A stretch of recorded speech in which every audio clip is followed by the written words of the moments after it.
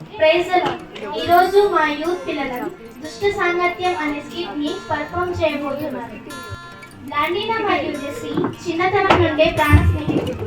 వారు ఇద్దరు ఈ సంవత్సరమే 10వ తరగతిని పూర్తి చేసి ఒకే కాలేజ్ లో చేరారు.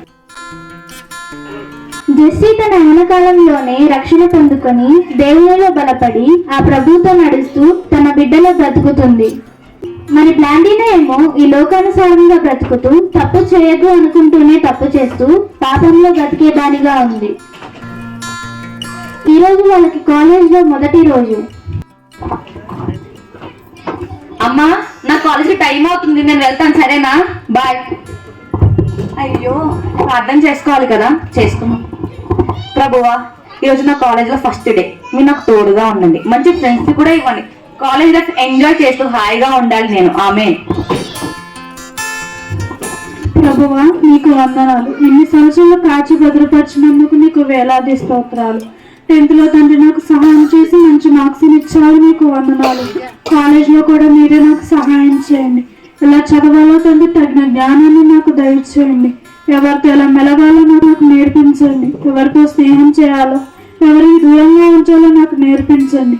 బ్లెండినా చిక్కిని కంచించండి. ఆయన తనకి రక్షణ మనసును దయచేయండి. జెస్సీ, ఎంతసేపు ఫాస్ట్ గా రా, ఫస్ట్ డే లేట్కి వెళ్తే బాగోదు. వస్తున్నా. సరే ప్రభు, మీరు మాతో వచ్చి సహాయం చేయండి. ఆమేన్. హాయ్, నా పేరు పల్లవి, మీ పేరు? హాయ్, నా పేరు జెస్సీ. తన పేరు బ్లెండినా. మీరు ముందు నుంచే ఫ్రెండ్సా? మేము చిన్నప్పటి నుంచే బెస్ట్ ఫ్రెండ్స్. అవునా? మరి మా ఇద్దరితో ఫ్రెండ్షిప్ చేస్తారా? మరి చేస్తాం, ఎందుకు చెయ్యం? ఆగు, వాళ్ళు ఎవరో ఎలాంటి వారో తెలియకుండా ఫ్రెండ్స్ అంటావేంటి? అవునవును, మేము మరీ అంత బ్యాడ్ గర్ల్స్ ని కాదులే. ఏదో కొంచెం బ్యాడ్ గర్ల్స్ ని అంతే. అయ్యో, అలానే కాదు. సరే, ఈ రోజు నుంచి మనం ఫ్రెండ్స్. అలా చూస్తూ చూస్తూనే 6 నెలలు గడిచిపోయాయి. జెస్సీ, బ్లాండినా, పల్లవి మరియు లాస్యలు మంచి మిత్రులు అయిపోయారు. గతకాలమంతా నీ నీడలోన కాచావు దేవా, వందనం. అయ్యో, అమ్మ ప్రార్థన చేసుకుంటుంది కదా, మనం కూడా చేసుకుందాం.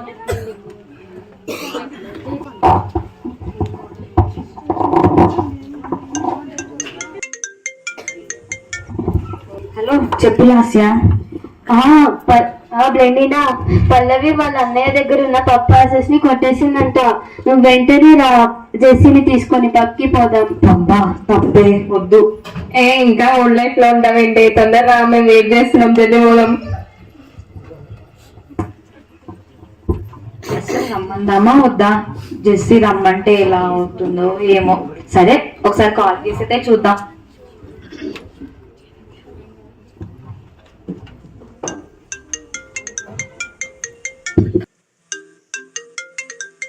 హలో జెస్సీ, పల్లవి వాళ్ళు పబ్కి వెళ్దాం అంటున్నారు, వెళ్దామా? పబ్బా, నీకేమైనా పిచ్చా? మనం అలాంటి ప్లేసెస్ కి వెళ్ళవచ్చా? పాపం కదా. నేను అదే చెప్తాను, కానీ వాళ్ళు ఏం కాదు, వెళ్దాం అంటున్నారు. మనుషులకు తెలియకపోవచ్చు, దేవునికి కూడా తెలియదా? ఆయన తప్పు కాదంటావేంటి? వారికి తెలియకపోవచ్చు, నీకు కూడా తెలీదా? బైబిల్లో ఉంది కదా, గలతీ 5:21లో. అవును, నిజమే కదా. సరే, వెళ్ళనులే నేను కూడా. A few moments later.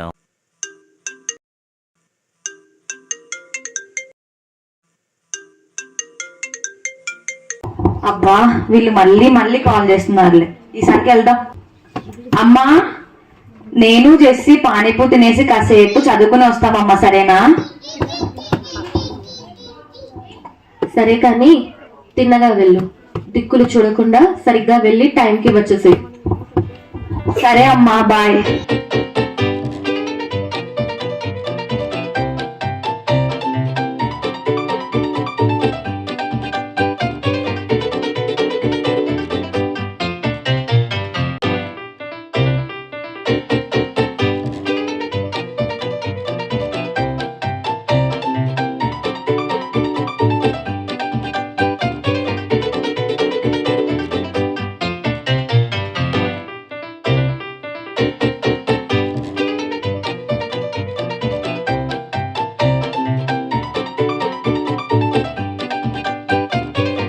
Pallavi last ఇంకా నా వల్ల కాదు, వెళ్దాం పదండి.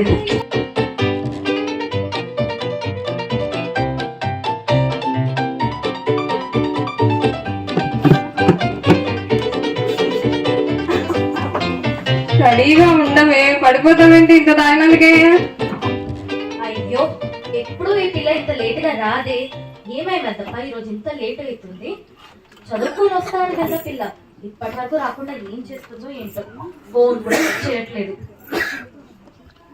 నడిపించు నావా, నడిపిస్తూనే ఉన్నాను కదే.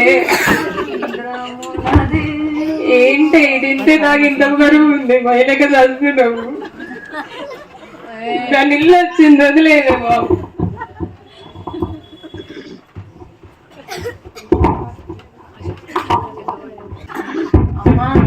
అమ్మా తత్తి, అమ్మా తత్తి. ఏంటి తాగొచ్చావా? జెస్సీ దగ్గరికి వెళ్తాను, పాడలు కట్టలేపటి నుంచో నీకు? జెస్సియా, పబ్బుకి వెళ్ళా అమ్మ. పబ్బుకి ఎంత ఎంజాయ్ చేసాను తెలుసా? జెస్సీ రమ్మంటే రాలే, కానీ కొంచెమే తాగలే. ఏంటి కొంచెం కొంచెం అమ్మ కొట్టకమ్మా, అమ్మ కొట్టకమ్మా. అదే ఏదో పబ్బుకి వెళ్ళా, తాగొచ్చా, ఏమైనా గొడవ చేశాను. సైలెంట్ గానే కదమ్మా వచ్చాను, నువ్వే గొడవ చేసి ఇంకోసారి కొట్టావో చూడు.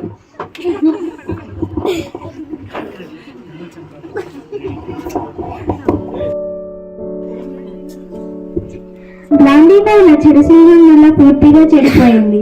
తాగడమే కాకుండా ఈ లోక కార్యాలు అన్ని అలవర్చుకొని తనని ఎంతో ప్రేమించే దేవుడికి, అమ్మకి, జెస్సీకి దూరమైపోయింది. ప్రస్తుతానికి బతుకుల మధ్యలో ఉంది.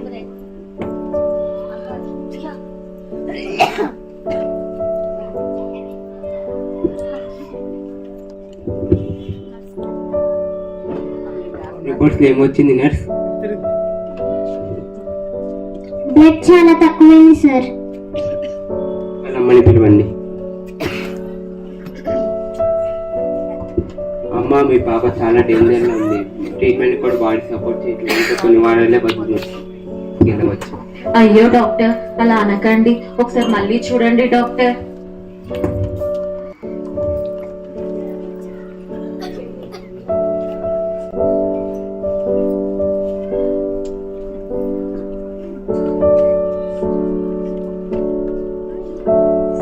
ఇంకా చూసేది ఏం లేదమ్మా, ఏమి మొత్తం తాగుడు వల్ల బాడీ మొత్తం చెడిపోయింది. ఇంకా మీరు ఇంటికి వెళ్ళవచ్చు. ఇంకా కొన్ని వారాలే బతుకుతున్నాము.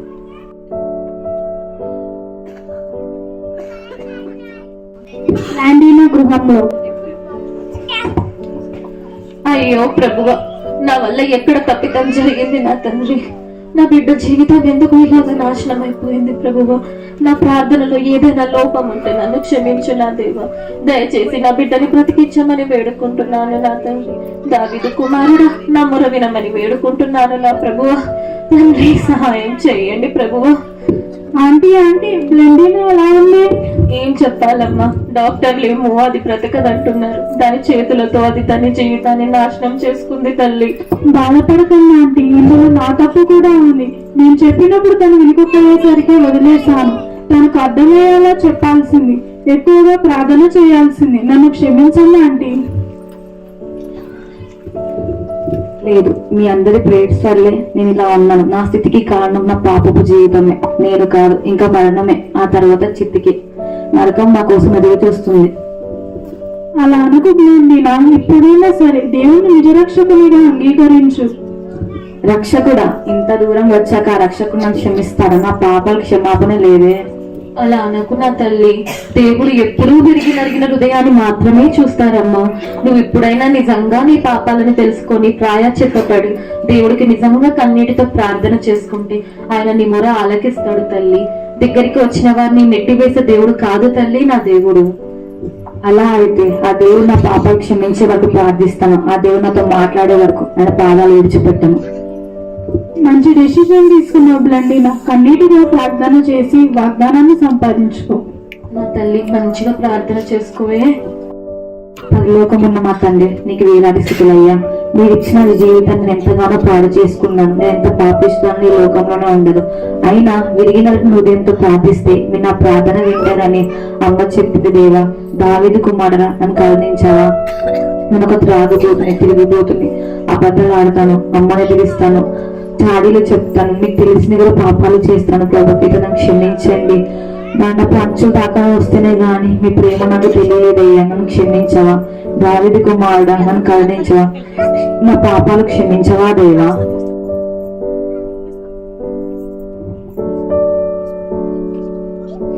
అమ్మా బ్లాండీనా, ప్రభువా, నీ పాపములను క్షమిస్తున్నాను, నీ అతిక్రమాలు కూడా క్షమించాను. నేను నా చిత్తానుసారంగా నీ అతిక్రమాలు క్షమిస్తున్నాను.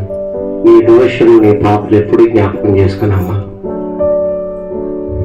చాలా థ్యాంక్స్ ప్రభువా, మీకు వేలాది వందనాలు.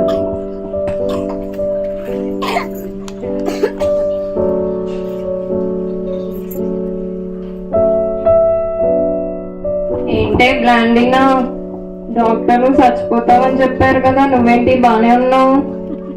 అవును, డాక్టర్స్ చనిపోతారనే చెప్పారు, కానీ నా యేసయ్య నా రక్షకుడు, నా వైద్యుడు నన్ను బ్రతికించాడు. అంత గొప్ప దేవుడా మీ దేవుడు?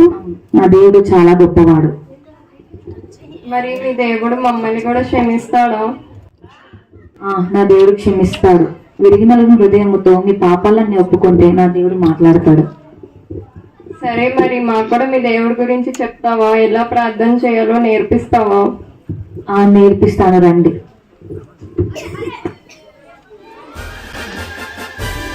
బ్లెండీనా తన జీవితాన్ని నాశనం చేసుకున్నప్పటికీ చివరికి దేవుని తెలుసుకుని పాడైపోయిన తన జీవితాన్ని ఎంతో సంతోషకరంగా మలుచుకోగలిగింది. తన ఆత్మను తాను కాపాడుకోవడమే కాక ఎన్నో ఆత్మలను దేవుని తట్టు తిప్పింది. ఇదే నిజమైన క్రిస్మస్ కు అర్థం. మారువంచు పొందుకున్న మనము కూడా నశించిపోతున్న ఆత్మలను దేవుని తట్టు తిప్పాలి.